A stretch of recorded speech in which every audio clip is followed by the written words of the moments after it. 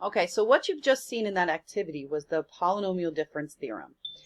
It showed that if you look for the polynomial for consecutive integer values of x and take differences between those y values, so consecutive integers x, 1, 2, 3, 4, 5. And this is even considered consecutive integers because it's going by the same amount. It's going increasing by 4 each time.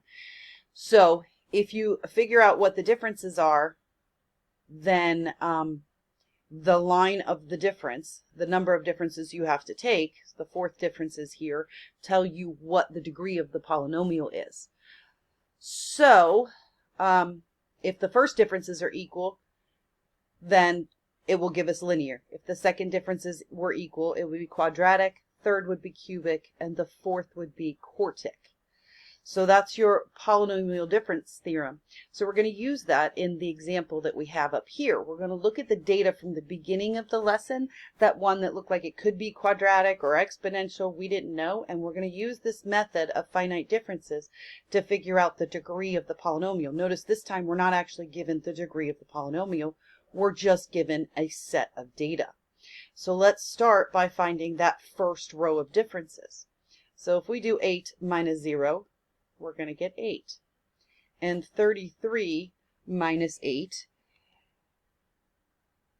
should be 25, right? 33 minus 8 is 25. Yeah, I lost my brain for a second there. Oops, 25. And 75 minus 33 will give us 42. And 134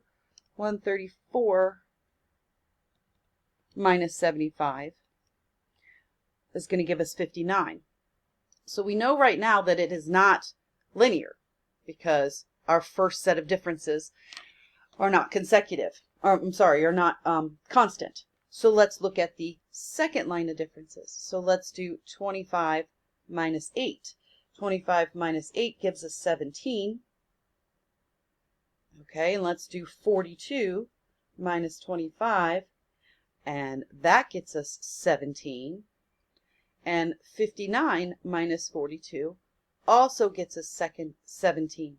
So by going to the second set of differences until we got a constant number, tells us that it will be a quadratic. And it will take the form ax squared plus bx plus c. Okay? So down here is the solution, just like we did. First set of differences, second set of differences. This function that we're talking about is a second degree polynomial function because it's the second set of differences that are equal.